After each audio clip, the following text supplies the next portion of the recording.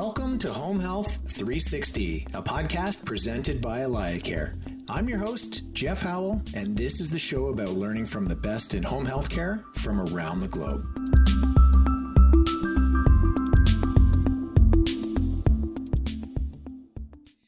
Hi, folks, and welcome to the Home Health 360 podcast, where we speak to leaders in home health and home care from across the globe. I am your guest host, Erin Valier, Regional Director of Sales for AlayaCare Software. And today I'm joined by two guests, Scott Roberts and Jesse Howard, to talk about the evolution of PCS and some staffing opportunities.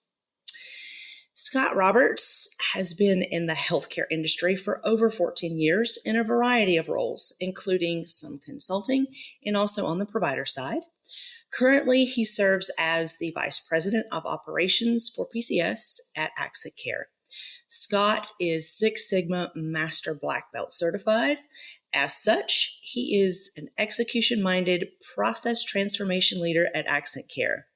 His focus is on mission-critical initiatives to provide positive customer outcomes with a consensus-building, drive for results attitude. Welcome to the show, Scott. Thanks for having me, Erin. Yeah, of course. And Jesse has been in the healthcare industry for nearly 20 years. He began in DME and then moved to home health. In 2008, he joined Gerling Healthcare. Jesse began in sales. He led a team of clinicians and a call center, providing transitional care across multiple healthcare divisions, ensuring clients and patients receive the proper level of care at the right time. In 2016, he became the Area Vice President of Gerling Community Care Division for Texas, and he's been with Gerling for almost 14 years. Welcome, Jesse. We're glad to have you both. You know, I always like to start by asking our guests how they first became passionate about the home care industry. I think it's good for our listeners to understand your background, where you're coming from, and it's always interesting to hear how people arrive where they are today. So can both of you give our listeners the Cliff Notes version of how you entered into the healthcare industry in the first place? Go ahead, Scott. Yeah, Erin. So really got introduced to healthcare during my time in consulting, doing a lot of government-focused work, and healthcare really was bubbling up to become a big focus area for process transformation, for really driving better patient support and care and value base. So through that introduction, my focus has been predominantly on technology and process improvement. And that's always been my passion. And so being able to bring that to a patient focus and even a care worker focus or a healthcare worker focus, not only from a positive experience, but they care. What they do every day is really being transformative. It's really being highlighted and focused on. And finally, just really driving a better outcome for the patient or the client in a lot of cases where they feel like that care really did make a difference in their life. And it wasn't through a bunch of hoops or a bunch of barriers that they had to cross, but it really felt, comfortable, hospitable, and highly valued. That's awesome. You have definitely a great background to help with process improvement. And I think it's always good to have the objective eyeball on the care that's being provided, because the care providers get so emotional and passionate that they sometimes lose sight of that process. So it's definitely a balance between the science aspect of it and the art component of it, right? Yeah. Healthcare really is a constant balancing act between those two, for sure. For sure. What about you, Jesse? So I came to healthcare really kind of later in my life. I'm almost 60 years old, so I was pretty much in my 40s or almost at 40. I was looking for a different career. I'd love to tell you it was, an altruistic calling or something like that, but really I was just looking for a different industry. And some friends of ours and myself started a DME business. And that kind of evolved through relationships into home health. But what happened really and truly in my DME days is I saw this phenomenal need. I met the most wonderful people I'd ever met in my life, and even though I really had to that point a fairly satisfying career, I never really had anything that was really gratifying like healthcare was. So it was just so cool to meet the people, the clinicians, the caregivers, and also the families. I saw so many people, that oftentimes really had nothing, that opened their home up to take care of a friend or a loved one. It was so humbling to see what people did. So anyway, it kind of evolved in a home health. I realized that I was much better suited in a sales role, which was really my background in various industries. I always felt like I was still in some way delivering care, but I was no longer out there delivering medical equipment, picking up medical equipment when someone passed away, through hospice. So I dealt with that a little better, just being a little bit more hands-off, but still feeling very much part of the process of being able to deliver that care. And then in today, from an operational standpoint, I still feel like I'm part, I'm one of the little cogs in the wheel, if you will, of continuing to deliver that care that's so needed. That's awesome. I think I can relate just a little bit in terms of like the sales.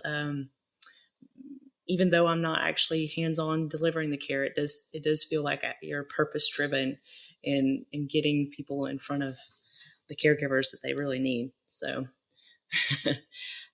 all right, guys. Well, we appreciate you being on the show today. And I know you have a lot that you want to talk about. So let's just kind of dive right in.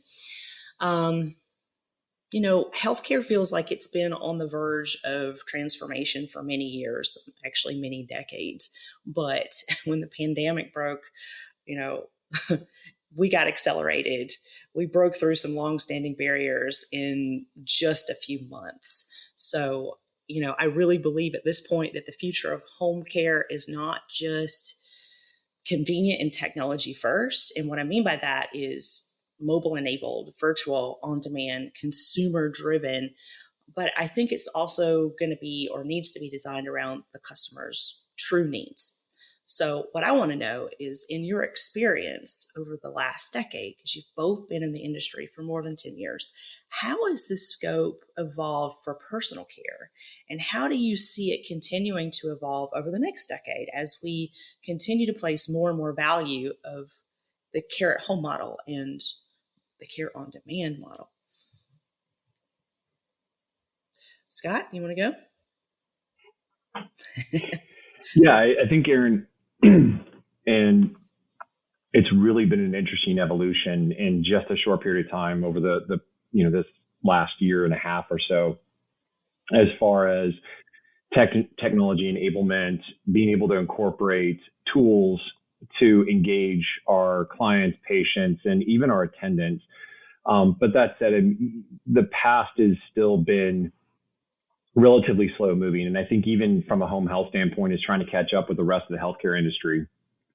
And I think things like, electronic visit verification was a start. It was the idea to get off of paper timesheets, the idea to get off of paper documentation, and really drive more towards an ability to track and verify that the client's being cared for through systems.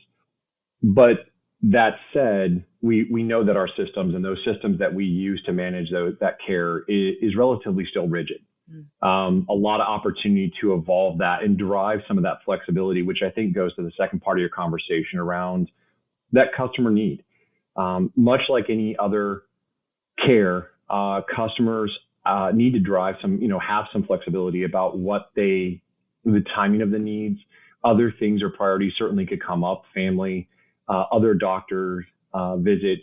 So how do we drive a degree of flexibility within the systems and really be more flexible to what they're looking at and needing from a schedule standpoint, a care standpoint?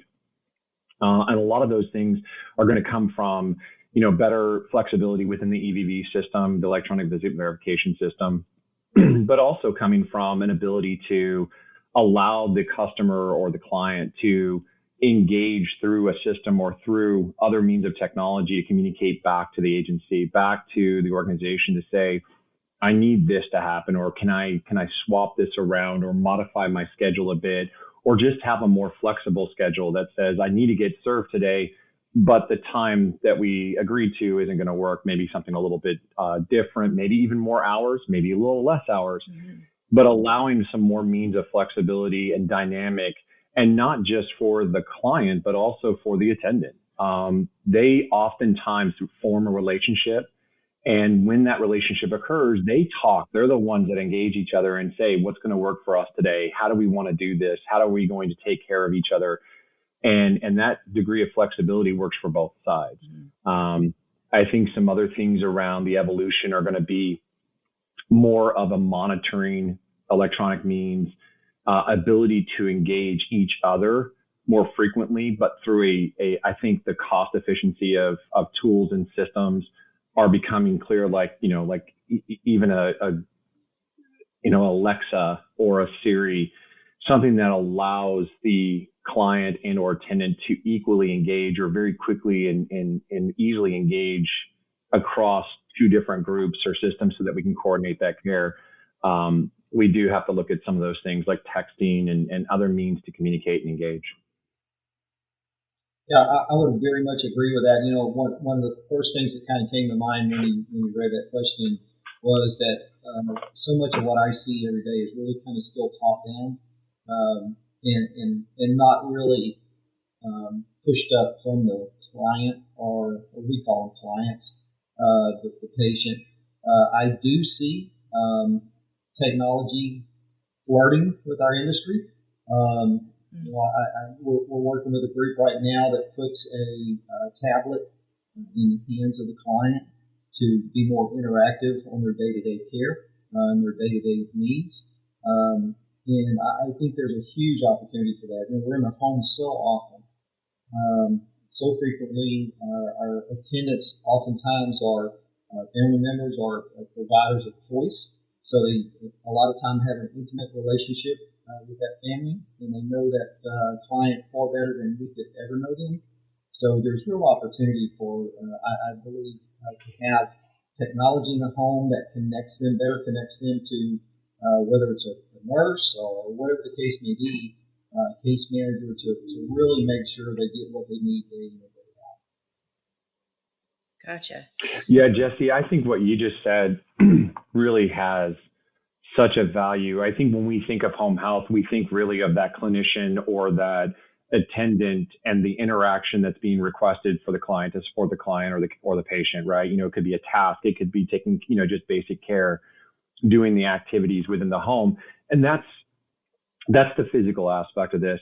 But to exactly what I think Jesse's bringing up is having the ability for an attendant who might be concerned or maybe has a question. They're seeing something environmentally that maybe a clinician can jump on a telemed call or a virtual call with them, or a supervisor can walk through something with a client or an attendant to help bridge some gaps, or maybe, quell some possible concerns of what they're observing or what could be, considered a concern or even a good thing. Hey, we're seeing some really positive things coming along with the patient or the client, and wanted to share that with you. Or is there an opportunity for something else, a different task or a different set of activities?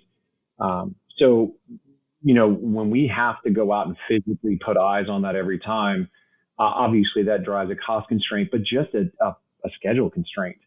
And so how do we do that more effectively and efficiently for all sides? That's really a convenience factor, but a cost-effective one too. Yeah, that makes sense. So I think what I'm hearing you guys say is that as we continue to move towards a consumer-centered model, we need to start leveraging more technology to facilitate care and not actually have to be in the home, so we can overcome some of those logistical barriers and leverage the apps that can help shuttle data across a variety of service lines and entities. And I think from a provider side, you guys are ready to deliver this care if you had access. Well, the technology is out there, but it's whether or not it makes sense or logical sense to access it. But the flexibility that you're asking for, that needs to come from the payer side too. Is that like, how do we manage that? What are your thoughts?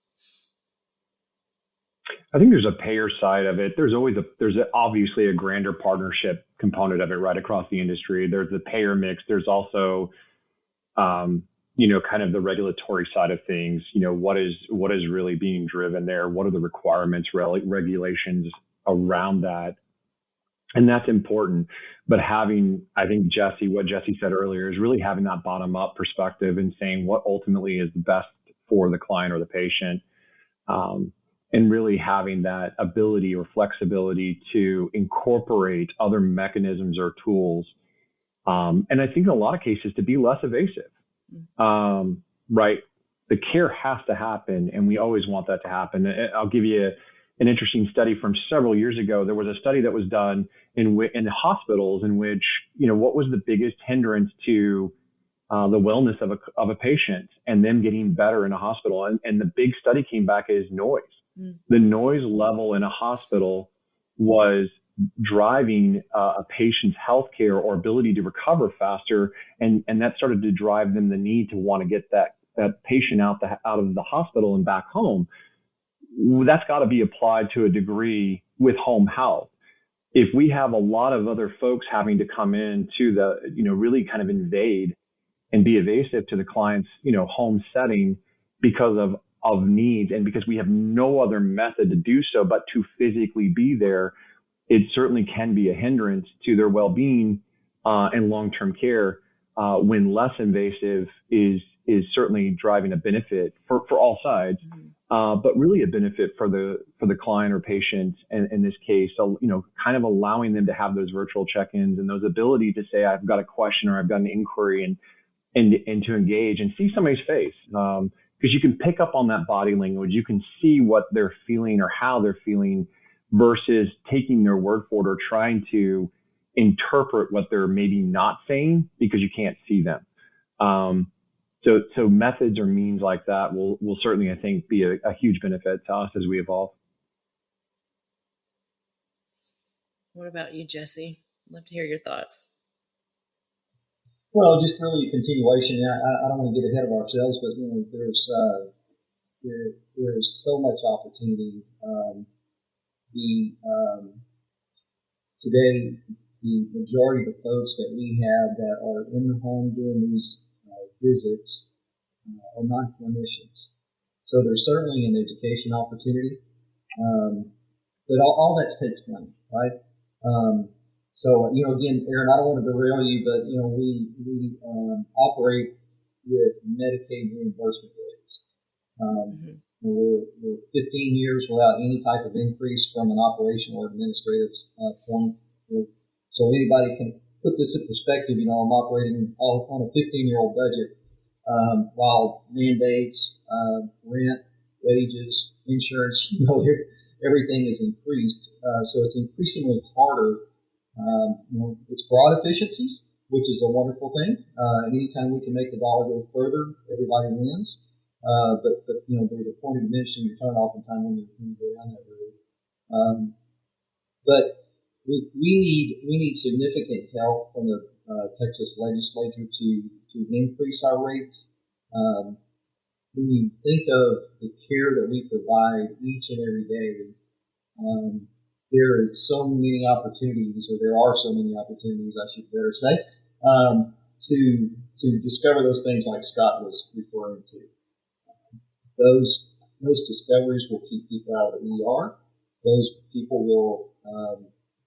things will do a better job keeping those clients connected to their primary physician, which we know if they're seeing their doctor on a regular basis, more than likely other comorbidities are going to be discovered.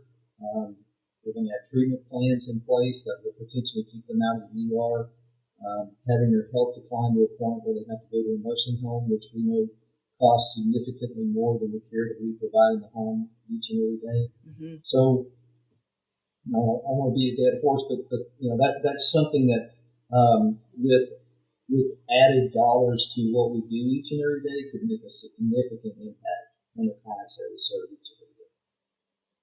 No, I totally agree with you there. I don't know of any other industry that's been asked to work on a 15-year-old budget and still do more and more for their their clients every single day.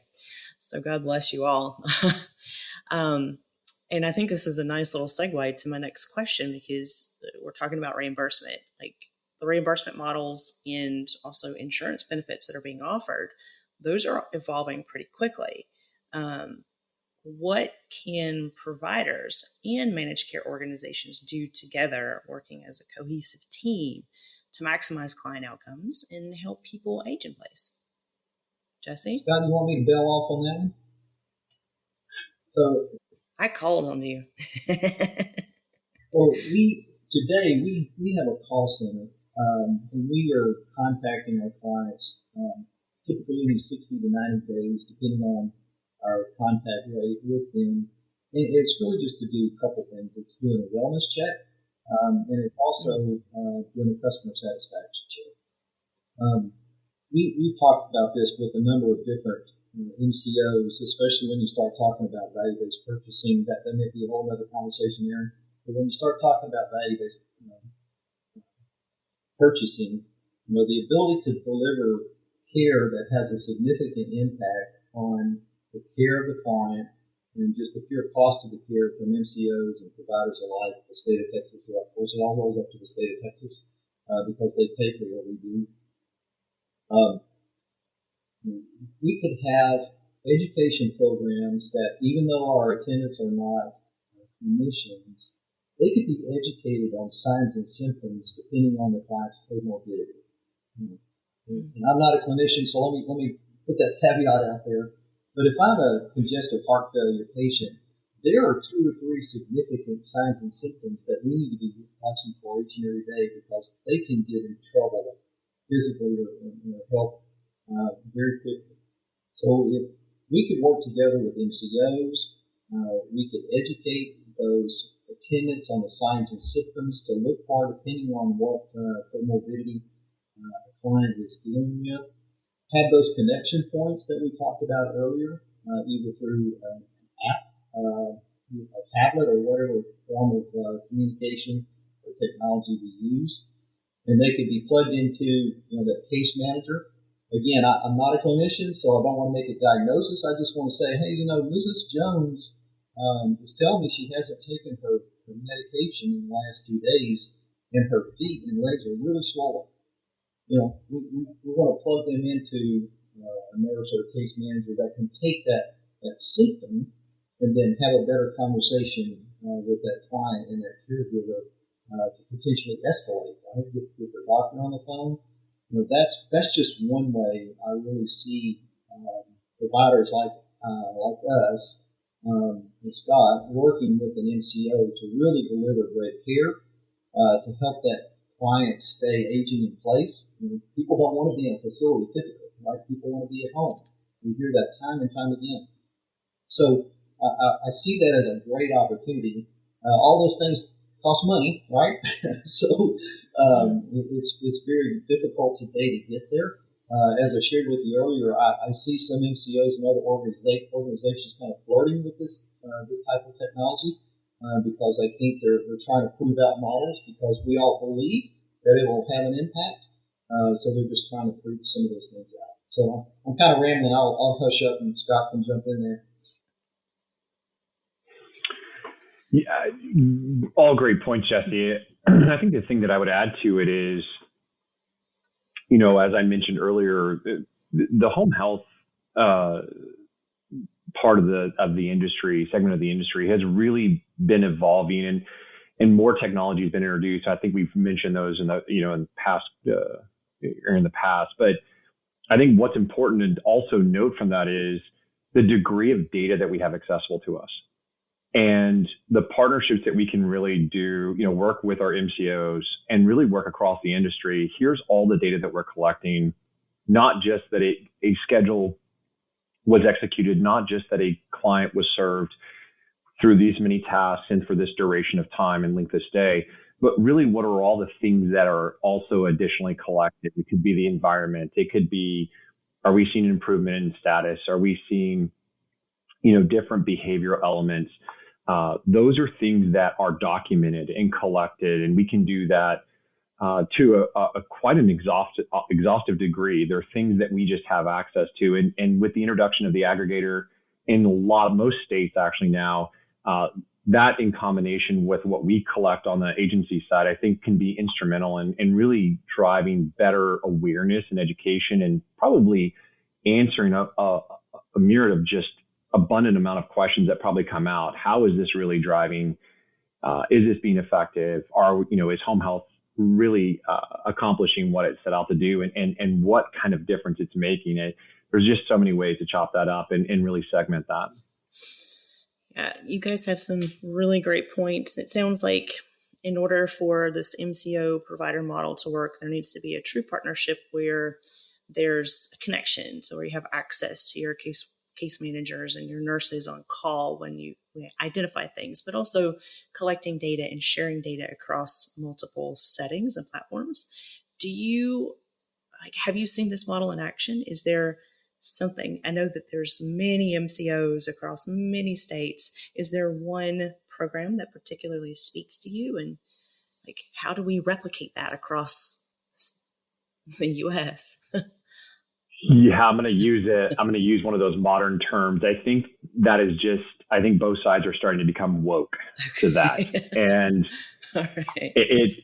There are now, I think you're starting to see more questions come up, and we'll have MCOs request information. They'll come through and they'll ask a question, or they're curious, or they're inquiring about something, and it's driving a bigger collaborative conversation.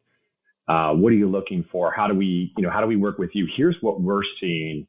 Are you seeing something very similar to that, or are we tracking the same? And whether it's just a basic pattern of information or trend, or it's something deeper than that. We're seeing something that could be a positive trend, but could also be a negative trend. We saw some different components, whether it's a satisfaction component or whether it's just the care component.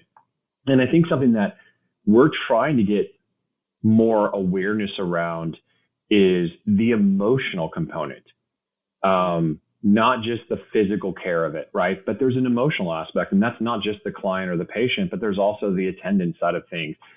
It can be emotionally draining. It can be also very emotionally challenging to them and the care. So there's data that can really help drive better awareness and understanding of kind of the complete picture of how things are happening, not just a black and white, yes or no, is that a 1 or a 0 kind of binary outcome, but really understanding that the whole entire spectrum of everything that's really involved with this process and with our work.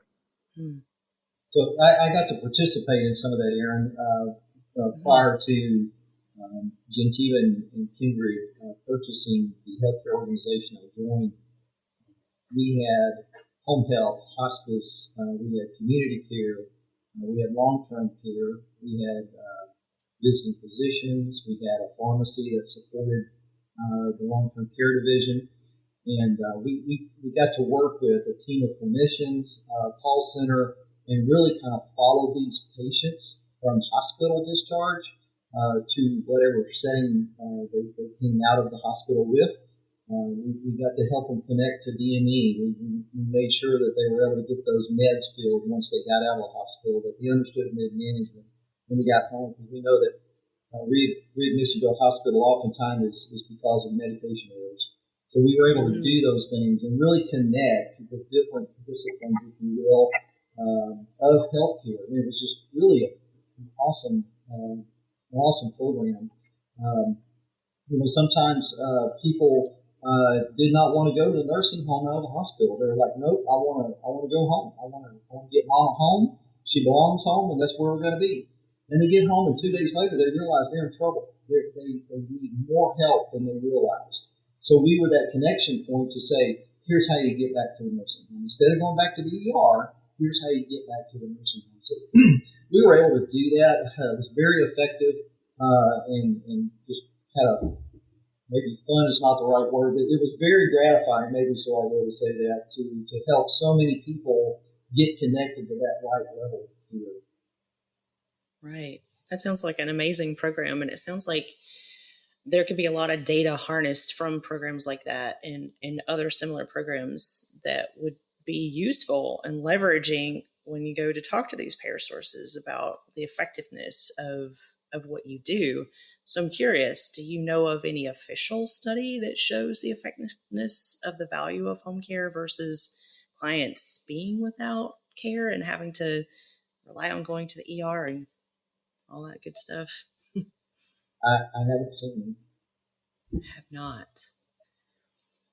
Okay. I think there are a lot of metrics out there that are being collected. I think agencies have been proactive, but to say that that's a culmination of several different agencies pulling their data together, or there's really a big industry study to see what that means and having really good parameters around what data is being collected and kind of what is and isn't, I think is certainly an opportunity.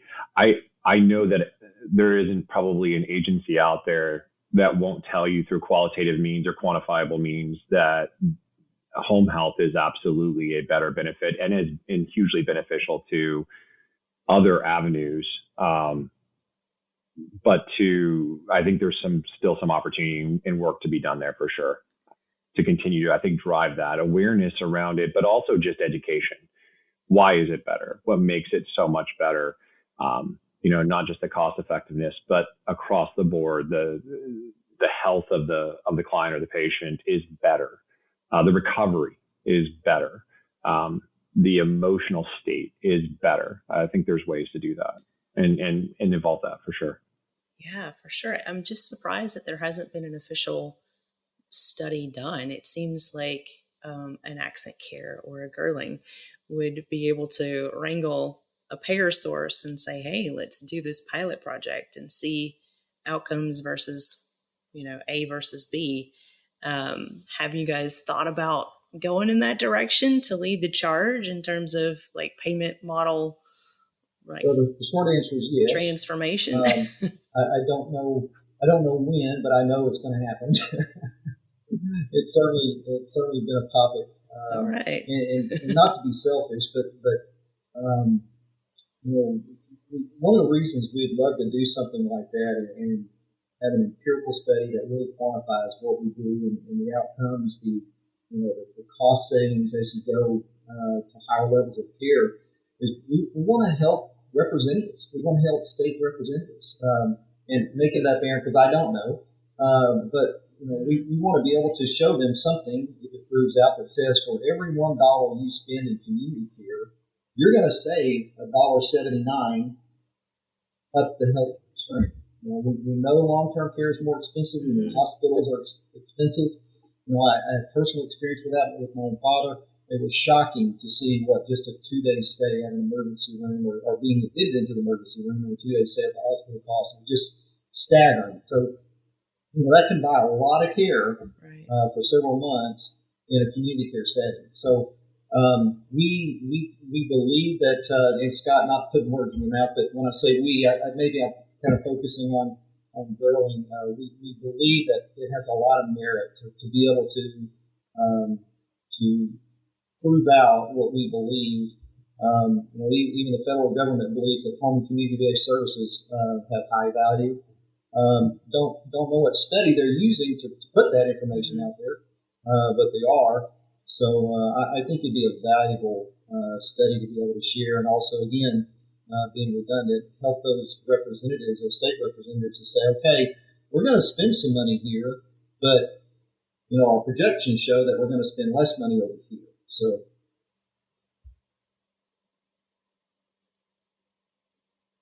Yeah, I think it'd be powerful for sure. And I think adding to that is also, again, the awareness and education of the consumer itself, the patient themselves, understanding what access or what options they have available to them is always powerful, because they can equally have conversations with their insurance plans or their payers to engage them and say, I'm aware of these options. What's really going to work best for me? Here's what I want to have happen. Here's what the outcomes that I would prefer have. Or a family member getting educated on that for the care of their family member. It could be a parent, could be an aunt, uncle, could be a very close and dear friend. But having those opportunities that fully understand what's available to them and what those outcomes or the positive, pluses, deltas even of what each of those options are. Absolutely. Well, I want to shift gears just a little bit, as I know you guys wanted to talk a little bit about the staffing opportunities. I think that's on everybody's mind because home care is absolutely where it's at right now. I think employment of home health and personal care aides is projected to grow about 33% from 2020 to 2030. And that's much faster than any other occupation. So as a leader in the industry, how are you going to approach this demand? Well, pay aside, because pay could really, no question. And I think this is across the healthcare industry. This is not exclusive to home health in any way stretch. But I think that the other factors, and we've kind of touched on this a bit, is really getting access to an education. What are the benefits, the flexibility, even what is the dynamics that allow an attendant to choose that path?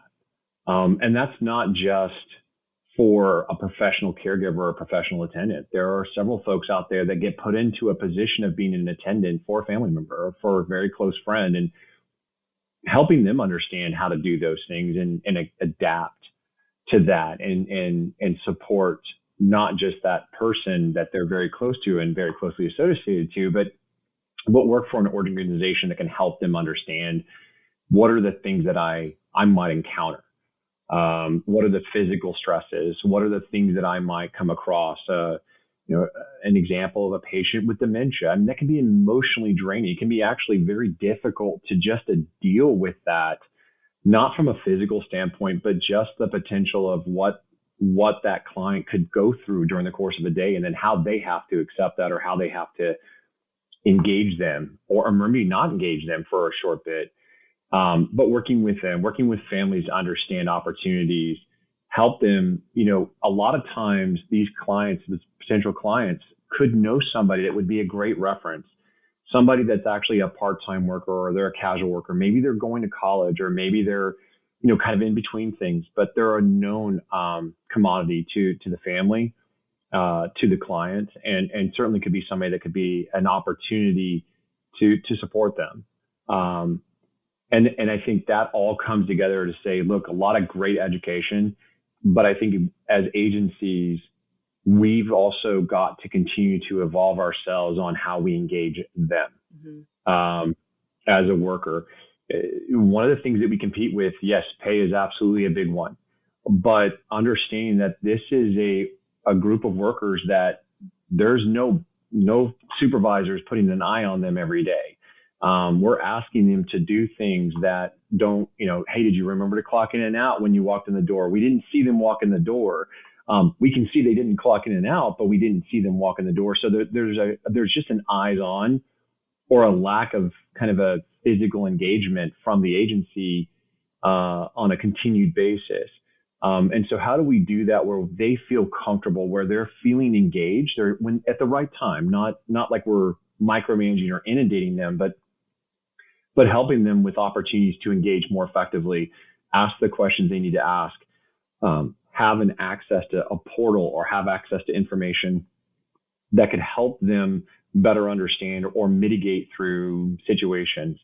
I think those are things that are certainly that bubble up to us. And as we think about what are the things that we have to start really driving to and really start thinking through, I think the last thing I'll mention is there's always perks and benefits. I think different means of access, whether it's pay, whether it's access to opportunities to celebrate them or reward them in a way that is meaningful, and I think supportive of them and highlights them as being, a great part of the agency. They're doing a very good thing is always a real opportunity there too. I would absolutely agree with the engagement. There are opportunities that we talked about. A lot of a lot of what we do, it's been proven that it's not always 100% about pay. Oftentimes it's about gratification, enjoying what you do. And I would be willing to bet that if you took a survey of our attendants, so many of them would do it because they just really love taking care of their clients. We see the stories every day. I hear them firsthand. It is truly humbling to see what some of these folks do each and every day for not much pay. The pay disparity is brutal today, and Scott said it perfectly. It's not just healthcare, it's service industry, but we're very locked into what we can pay.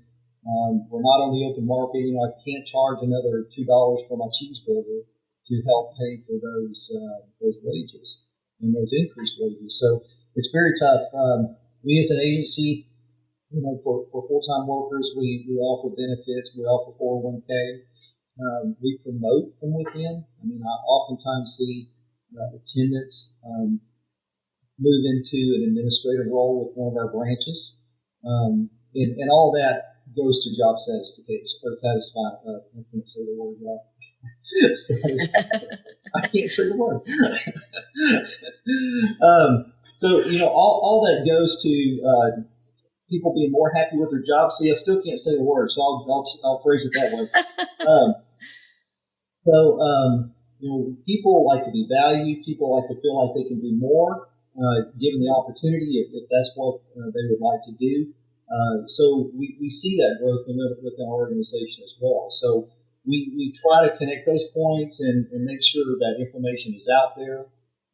We have education opportunities for our PCAs as they grow. So those are things we're doing to try to stay connected, to try to stay or try to keep them in a situation where they would be willing to stay with us. But I know, Aaron, I'm sorry, I'm just beating a dead horse. We have to have help on the pay side. When the disparity is so great, you think about what our attendants do. It is not an easy job. You're in someone's home. You're getting into their personal space through helping them bathe, helping them get dressed, cooking meals for them, and things like that. It's not being in a service industry where there's a counter between you and the customer, right? You are up close and personal with these folks. You see what they think when they get up in the morning. You see when they're having a bad day. You see when their daughter comes in or their son comes in, and there's family dynamics that are all whacked out. Our attendants deal with that each and every day, and that's tough. And they're not getting paid $15 an hour to do that. So we desperately need help on the financial side to hire more people to be able to expand those education programs to help them deal with some of those dynamics I just mentioned. Anyway, I'm going to get off my stuff. So, Jesse, I think the word that you were looking for was satisfaction.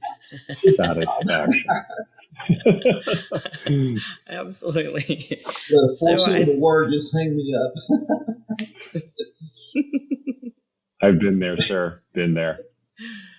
So what I'm hearing you both say, I think you both agree that you really need to focus. Well, you got to make more money. So we've got to work on the reimbursement side, but then also engage your care workers so that they feel supported and safe and educated and, satisfied and promote from within so that you can keep that workforce rather than having to always be behind and try to fill those open gaps, because there is a lot of demand, if I'm getting that right.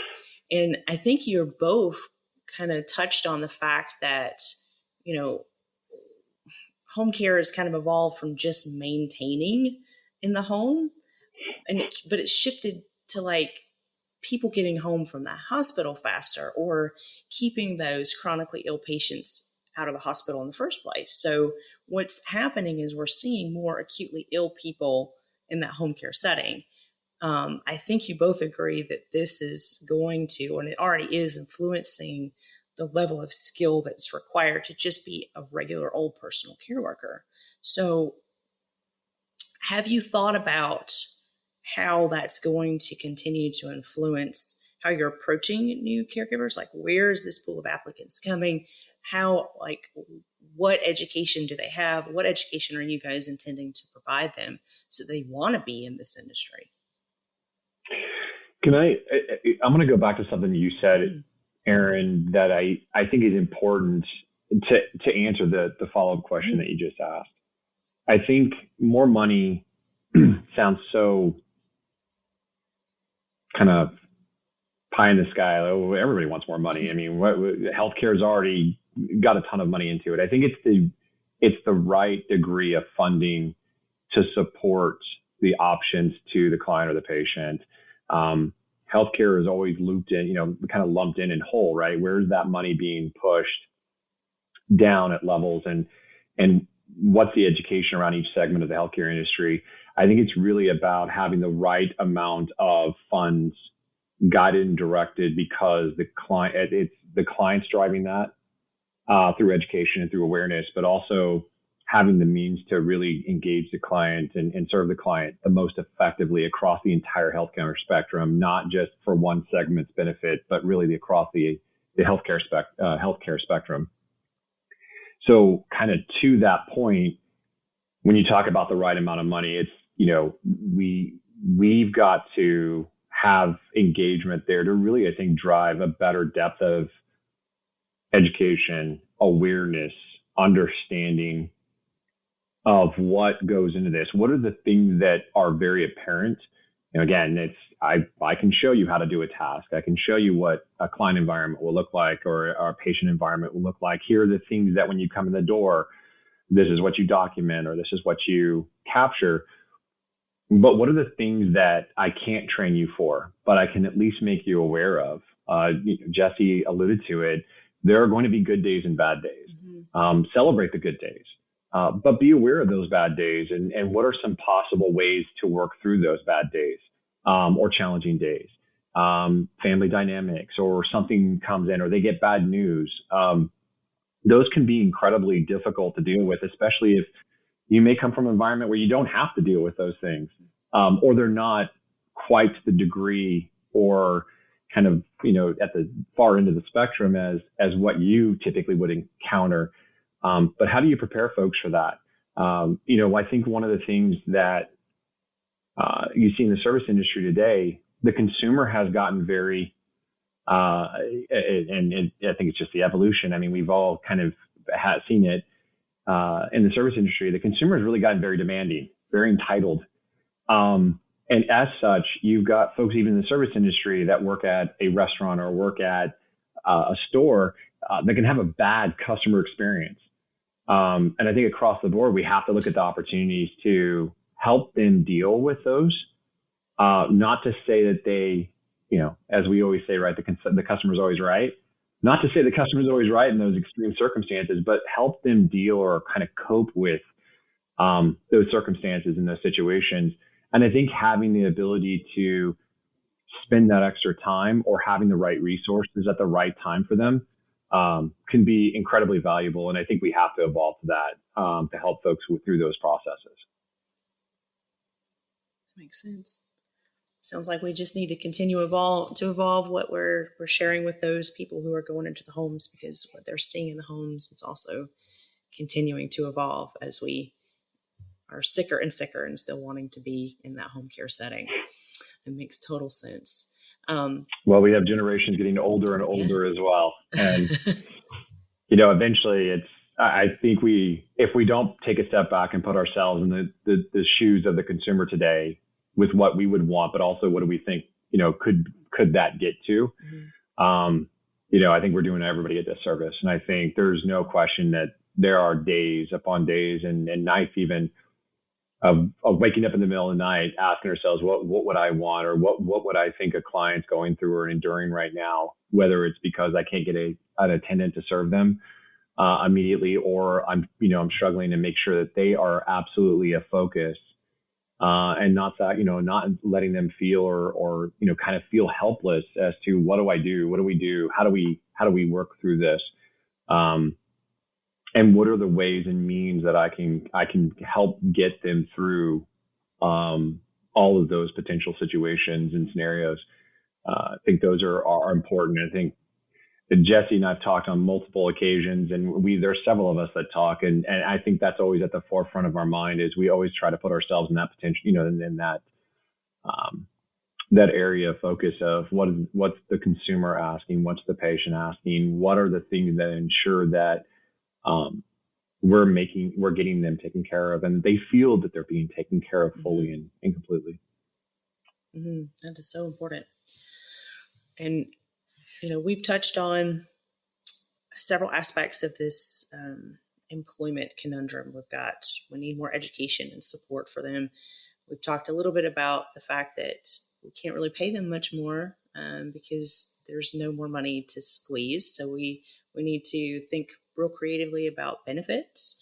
But there's something else we haven't really talked about. And I'm curious what your take is, because, if we look at the data, when we ask caregivers why they leave their jobs, there's two things that pop up. It's pay and benefits, of course, that's number one. And then there's lack of hours or inconsistent hours. And we all know that home care is in high demand. So there shouldn't really be lack of hours or inconsistent hours, especially when we're all saying, oh my gosh, we can't even find a caregiver to take the shift. We're having to turn down people. So can you comment on that? Like, what's happening and how are you guys addressing that? I was interested to see what you said about that, because we today we are almost begging for workers.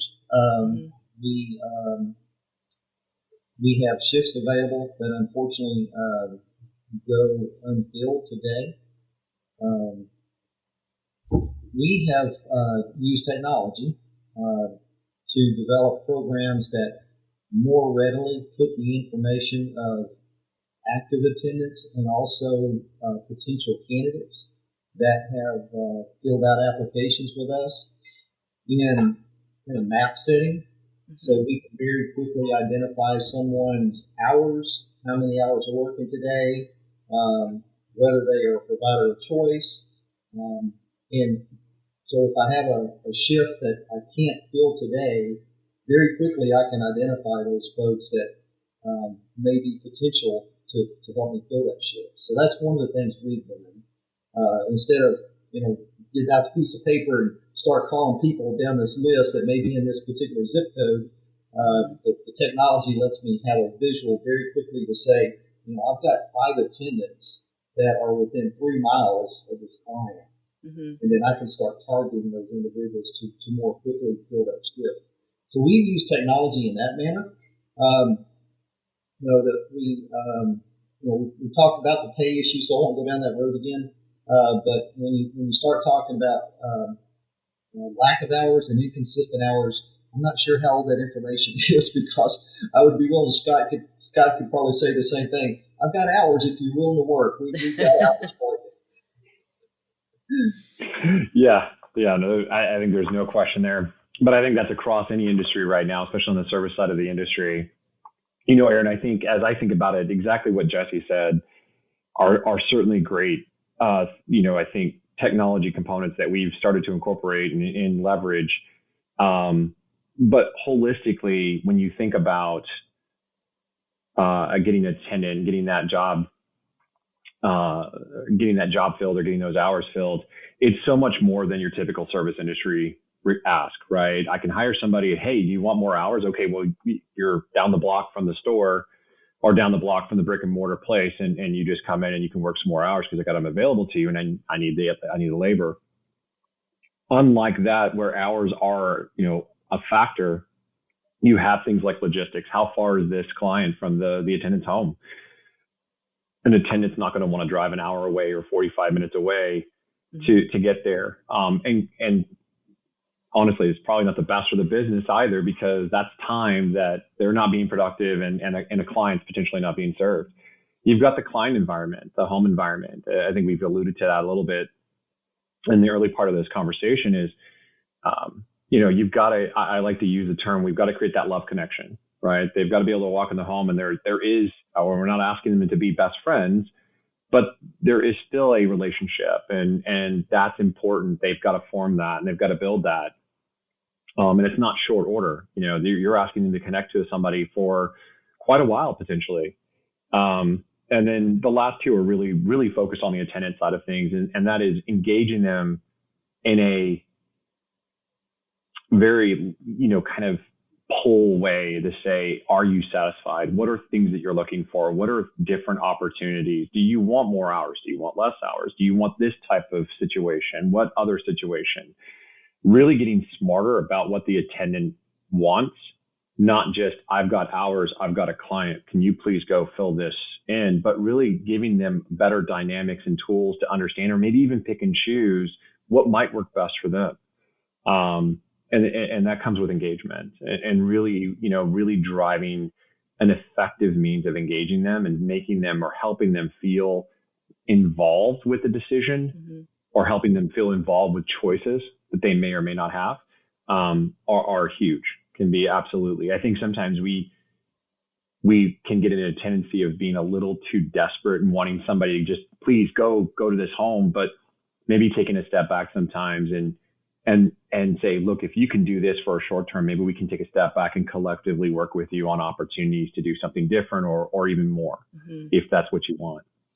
That totally makes sense. And I know both of your organizations are really technology forward. So maybe some of this data is coming from the organizations that aren't leveraging technologies to do caregiver matching and taking into consideration skills, availability, proximity to the client, interest, and all that stuff. So maybe the take home is, if you aren't leveraging some of these newer technologies to help you make smart staffing decisions, then that's where you need to start, so that you can improve those retention scores.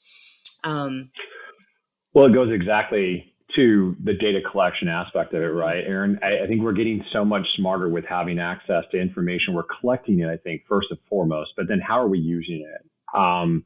Again, to help us educate ourselves about this individual that's taking care of somebody, but what are the clients really asking for? What are they looking for in that attendant? And vice versa. What is the attendant looking for in that connection with a client or a patient? That dynamic is so important. And I think for years has been very difficult to really collectively understand. It's almost like throwing a dart. You just kind of hope and pray. And man, if I hit the bullseye, it's great. If I don't, then I'll try again. And I think we have tools at Access that we can go start to really double click into those things and ask ourselves, okay, what are we seeing as far as how connections happen based on the data that we've collected? Gotcha. So, we've talked about a ton. We've talked a little bit about the staffing. We've talked about the evolution. And I think we're about approaching time, but I wanted to ask one more question to sort of bring it full spectrum and think about how we can potentially reach the customer and make them more aware of what's available to them, because there's obviously a growing demand for care, and there's a lot of information out there available to personal attendant services like eligible clients. But if you go on the website for the state portal and all this other stuff, it can be a little cumbersome. It can be difficult and challenging to find what you're looking for. How do you see the industry connecting and educating potential clients about customer choice and what's available to them and the benefits?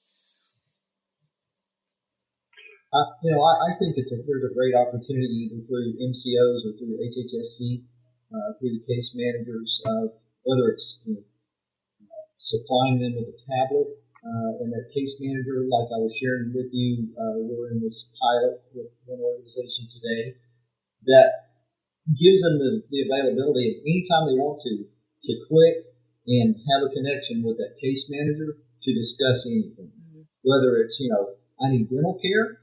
I woke up this morning and I have a pain right here, wanted to talk to somebody about it. Those type of connections, I think would just be huge in the life of some of our clients. they're not always the most sophisticated individuals, with the laptop and, and the internet and Wi-Fi and all those kind of things. So it provided that type of fairly basic technology. And then when you weave in what our attendants can do, if they're educated on how to use the laptop, the purpose of the laptop, not the laptop, but the tablet, so they could kind of handhold, if you will, and really help that client connect to those individuals that, whether it's a different level of care, bring a different service to their doorstep, whatever the case may be. I think that's a great opportunity for those payers, if you will, for lack of a better term, to really bring some of those things to the table that would really impact the life of the client today. Yeah, gotcha. Agreed, Jesse. Yeah, it's got to be across the spectrum. It's not just on the payers. It's got to be providers. It's got to be, even healthcare organizations, hospitals, and so on. I think we collectively, what's right for the client, what's right for the patient, and giving them options and helping them understand or be educated on what those options look like or what they can be. And again, it's not a one size fits all. Just because you look like you should be there doesn't mean that everybody should be there. But helping them at least be educated enough that if you have some of these factors or if you have some of these qualifications, it could be the right thing. It could be the most beneficial thing for you, and helping them understand that. And the same thing with attendance, but really helping people have access to information or answer their questions, but having a very holistic view of that, not just, having a nursing facility. And of course, I want to call you because I've seen you, I passed by you in the car, but I don't see, home health agency necessarily except on a car maybe, or if I might so happen to pass by a building, but it's harder to see them. So they may not inquire or understand exactly what that is. Mm-hmm. So I think there's an opportunity there. I think websites help. I think searches always help. But how do we get the collective to really help arm them with the most amount of options or access to things that they certainly could benefit from? Yeah. So it sounds like we need to take a multi-pronged approach here. We've got to arm our personal attendants and our care workers with information. And we also have to arm our referral sources with information. And I know we spent decades educating our referral sources about what we do in home care and all that stuff. But COVID has hit everybody, right? So there's been a lot of turnover in the provider space. Are you seeing now that you're having to re-educate your providers so that they're aware of what home care really is? Or has that not been an issue yet, or at least in your geography? I think the effort's going to be continuous. Regardless of COVID, I mean, you've got, you're going to have that turnover, whether it's a nursing turnover or whether doctors are retiring or moving to a different area. I think it's the collective of just making sure that everybody has that awareness or understanding about the opportunities. And I don't think it has to come down to a partnership per se, but I think, again, it's just that referral benefit of does the client or the patient fully aware of what all the options are to them, and that we're collectively working together to educate them, help them understand, not push, but allow them to almost pull. Mm-hmm. Which one do I want to pull on? And I want to inquire about, I think I'm qualified here. I think I feel like I would be better here. Mm-hmm. And the family can work with them to do that too as well. And I think that can't be understated, is the family's awareness and education, right? The client or the patient might be fully aware, given all that information, but they're not at every doctor's visit, or they may not be at every situation or inquiry. So you have to kind of balance that out a bit, I think, with families being able to be educated and understanding of what options there are, and how do I inquire about that as well. It's been a lovely conversation, but before we sign off, if our listeners want to connect with you personally or learn a bit more about your organization, how might they find you? Go ahead, Jesse.